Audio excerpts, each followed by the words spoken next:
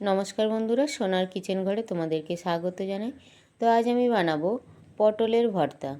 এই পটলের ভর্তার রেসিপিটি পুরোটি দেখার অনুরোধ রইল। আর এই পটলের ভর্তার রেসিপিটি তোমাদের ভালো লাগলে কমেন্ট করো, লাইক শেয়ার সাবস্ক্রাইব করে আমার পাশে থেকো। যারা এখনও পর্যন্ত আমার চ্যানেলটিকে সাবস্ক্রাইব করেছো তাদেরকে অসংখ্য অসংখ্য ধন্যবাদ।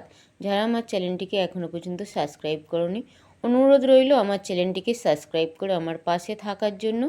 তো এখানে দেখো, পটলের ভর্তা বানানোর জন্য আমি এখানে পটল নিয়ে নিয়েছি। আর পটলের গায়ে যে আঁশটা থাকে আমি ওটা চেঁচে নিয়েছি।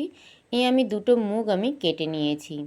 নিয়ে এবার এই পটলগুলো দেখো, আমি এখানে একটা স্টিলের আমি কাঁটা নিয়ে নিয়েছি। এবার এই কাঁটাটার মধ্যে আমি পটলগুলো এইভাবে ঢুকিয়ে ঢুকিয়ে দিয়ে দেব। পটলগুলো এইভাবে আমি গেঁথে নেব।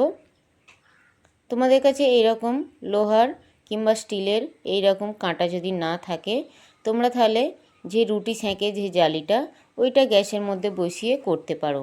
তো এবারে দেখো, এখানে আমি গ্যাসটা জ্বালিয়ে নিয়েছি। গ্যাসের মধ্যে আমি পটলগুলো এইভাবে দিয়ে পটলগুলো পুড়িয়ে নেব। গ্যাসটা কিন্তু কমিয়ে দেব। গ্যাসটা কমিয়ে দিয়ে 5 থেকে 7 মিনিট ধরে এইভাবে আস্তে আস্তে পটলটাকে আমি পুড়িয়ে নেব। ঘুরিয়ে ঘুরিয়ে পটলটাকে ভালো করে পুড়িয়ে নিতে হবে। দেখো, এখানে হালকা পোড়া পোড়া হয়ে এসছে পটলটা। গ্যাসটা কিন্তু কমিয়ে দিয়ে করতে হবে। গ্যাসটা বাড়িয়ে দিলে পটলটা কিন্তু পুরো পুড়ে যাবে আর ভিতরটা কিন্তু কাঁচা রয়ে যাবে। তখন কিন্তু এই পটলের ভর্তাটা খেতে ভালো লাগবে না। তো এইভাবে দেখো, গ্যাসটা কমিয়ে দিয়ে এইভাবে কিন্তু পুড়িয়ে নিতে হবে। তো এখানে দেখো, পটলগুলো কত সুন্দরভাবে পুড়ে গেছে। তো এবারে দেখো, এই পটলগুলো পুড়ে গেছে। পটলগুলো আমি খুলে নিলাম। নিয়ে বাকি যে পটলগুলো ছিল আমি বাকি পটলও একইভাবে পুড়িয়ে নেব। আর এই পটল ভর্তার জন্য আমি দেখো 3টে কাঁচা লঙ্কা নিয়েছি আর কয়েকটা আমি রসুনের কোয়া নিয়ে নিয়েছি। এই রসুনের কোয়া আর কাঁচা লঙ্কাটাও আমি একইভাবে পুড়িয়ে নেব।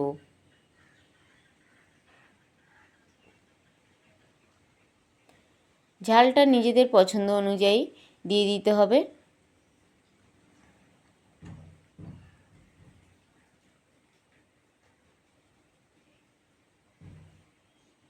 তো কাঁচা লঙ্কা রসুনটাও আমি পুড়িয়ে নেব।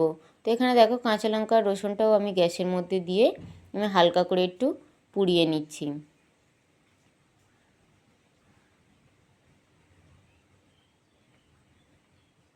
তো এখানে দেখো, হালকা কালো কালো এইভাবে করে কিন্তু পুরো রসুন আর কাঁচা লঙ্কাটা পুড়িয়ে নিতে হবে। তো এখানে দেখো, রসুন আর কাঁচা লঙ্কাটাও খুব ভালোভাবে পোড়ানো হয়ে গেছে। এবার আমি উঠিয়ে নিলাম। নেওয়ার পর এবার আমি পটলগুলো ছাড়িয়ে নেব। পটলগুলো যে পুড়ে গেছে, যে খোসাটা, পটলের খোসাটা এইভাবে ছাড়িয়ে নিতে হবে। একটা বাটির মধ্যে জল নিয়ে হাতটা এইভাবে জলের মধ্যে দিলেই কালো অংশগুলো কিন্তু জলের মধ্যে চলে যাবে। তো এইভাবে কিন্তু খুব ভালোভাবে ছাড়িয়ে নিতে হবে। তো আরও একটা পটল আমি ছাড়িয়ে দেখাচ্ছি, দেখো।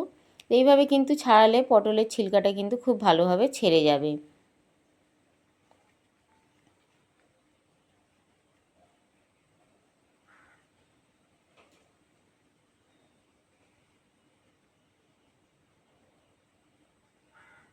পটলের ছিলকাটা এইভাবে খুব ভালোভাবে ছাড়িয়ে নিতে হবে।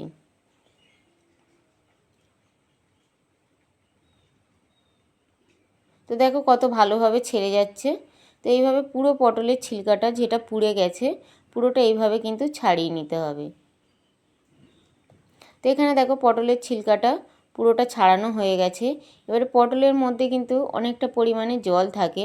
তো জলটাকে দেখো, এইভাবে আমি হাত দিয়ে চিপে চিপে বার করে দেবো। পটলের মধ্যে কিন্তু জলটা থাকলে এই পটলের ভর্তাটা রেডি হতে কিন্তু অনেকটা সময় লাগে, যার জন্য জলটা এইভাবে চিপে ফেলে দিতে হবে। তো তারপর দেখো, আমি একটা মিক্সির জার নিয়ে নিয়েছি। ওই মিক্সির জারের মধ্যে আমি পটলগুলো দিয়ে দিলাম, যে পুড়িয়েছিলাম যে পটলটা দিয়ে দিলাম, কাঁচা লঙ্কা পোড়ানোটা দিয়ে দিলাম, রসুন পোড়ানোটা দিয়ে দিলাম, আর অল্প পরিমাণে আমি একটু নুন দিয়ে দিলাম। দিয়ে মিক্সির মধ্যে দিয়ে খুব ভালো করে একটা পেস্ট তৈরি করে নেব।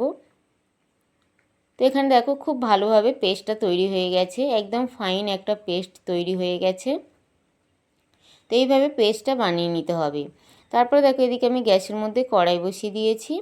কড়াইয়ের মধ্যে আমি একটু সর্ষের তেল দিয়ে দিলাম। সর্ষের তেলটা আমি একটু ভালো করে গরম করে নেব। তো সর্ষের তেলটা দেখো এখানে খুব ভালোভাবে গরম হয়ে গেছে। এবার এই সর্ষের তেলের মধ্যে আমি একটু কালো জিরে আর একটা শুকনো লঙ্কা 3 টুকরো করে দিয়ে দিলাম। দিয়ে কালো জিরে আর শুকনো লঙ্কাটা আমি একটু ভেজে নেব। ততক্ষণ ভাজবো যতক্ষণ না কালো জিরে আর শুকনো লঙ্কা থেকে একটা সুন্দর গন্ধ ছাড়ে। তো এখানে দেখো শুকনো লঙ্কা আর কালো জিরেটা ভাজা হয়ে গেছে।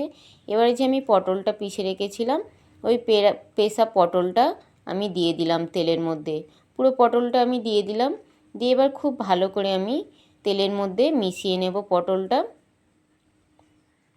পটলের পেষাটা আমি খুব ভালো করে একটু কষিয়ে নেব।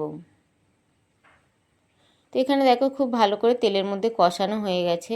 এবার আমি সামান্য পরিমাণে একটু হলুদ গুঁড়ো দিয়ে দিলাম আর অল্প পরিমাণে একটু লাল লঙ্কার গুঁড়ো দিয়ে দিলাম। দিয়ে আবারও আমি খুব ভালো করে মিশিয়ে নিলাম। নিয়ে খুব ভালো করে আমি পটল পোড়াটা আমি খুব ভালো করে কষিয়ে নেব কড়ার মধ্যে।